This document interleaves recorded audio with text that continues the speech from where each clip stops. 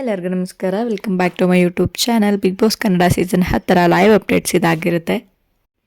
So ಮನೆಯಲ್ಲಿ ಇರುವಂಥ 6 ಸದಸ್ಯರಿಗೆ ಇವಾಗ ಒಂದು ಚಟುವಟಿಕೆಯನ್ನು ಕೊಟ್ಟಿದ್ದಾರೆ. ಎಲ್ಲರೂ ಕೂಡ ಒಂದು ಬೆಂಚ್ ಮೇಲೆ ಕೂತಿರ್ತಾರೆ. ಒಬ್ಬೊಬ್ಬರಾಗಿ ಹೋಗಿ ತಮ್ಮ ಅನಿಸಿಕೆಗಳನ್ನ ಹೇಳ್ಬೇಕಾಗಿರುತ್ತೆ.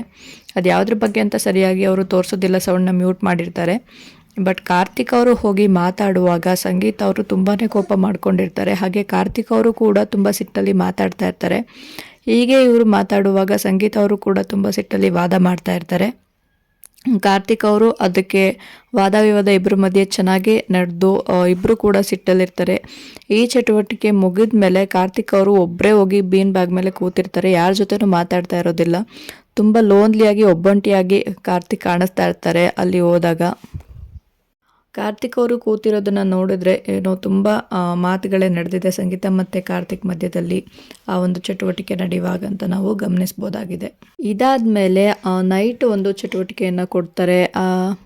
ಅದೇನಪ್ಪ ಅಂತ ಅಂದರೆ ಅಲ್ಲಿರೋರಿಗೆ ಏನಾದರೂ ಹೇಳಿ ಅವರ ಬಳಿ ಇರುವಂಥ ಯಾವುದೋ ಒಂದು ವಸ್ತುವನ್ನು ಅವ್ರ ನೆನಪಿಗೋಸ್ಕರ ಯಾರಿಗಾರು ಕೊಡಬೇಕು ಅನಿಸಿದ್ರೆ ಅವ್ರು ಕೊಡ್ಬೋದು ಅಂತಹ ಒಂದು ಚಟುವಟಿಕೆಯನ್ನು ನೀಡಿರ್ತಾರೆ. ಸೊ ಅದರಲ್ಲಿ ಕಾರ್ತಿಕ್ ಮತ್ತು ಸಂಗೀತ ಅವರು ತಮ್ಮ ಒಂದು ಟೀ ಶರ್ಟ್ಗಳನ್ನ ಎಕ್ಸ್ಚೇಂಜ್ ಮಾಡ್ಕೋತಾರೆ ಅಂತಲೇ ಹೇಳ್ಬೋದು. ಕಾರ್ತಿಕ್ ಅವರು ಸಂಗೀತಾಗೆ ಅವ್ರದ್ದು ಒಂದು ಬ್ಲೂ ಟೀ ಶರ್ಟ್ನ ಕೊಡ್ತಾರೆ ನೆನಪಿಗೋಸ್ಕರ ಇಟ್ಕೊಳ್ಳೋಕ್ಕೆ. ಹಾಗೆ ಸಂಗೀತ ಅವರು ಕೂಡ ಕೊಡ್ತಾರೆ.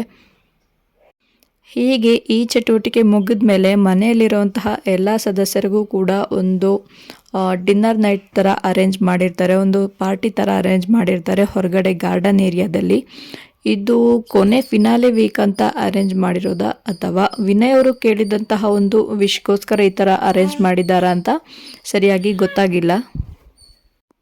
ನೀವು ಈ ಫೋಟೋದಲ್ಲಿ ನೋಡೋದಾದರೆ ಇವಾಗ ಕಾರ್ತಿಕ್ ಮತ್ತು ಸಂಗೀತ ಅವರು ಪಕ್ಕದಲ್ಲೇ ಕೂತ್ಕೊಂಡು ಜೊತೆಲೆ ಊಟ ಮಾಡ್ತಾ ಇದ್ದಾರೆ. ತುಂಬ ನಗಾಡ್ಕೊಂಡೆಲ್ಲ ಮಾತಾಡ್ತಾ ಇದ್ರು.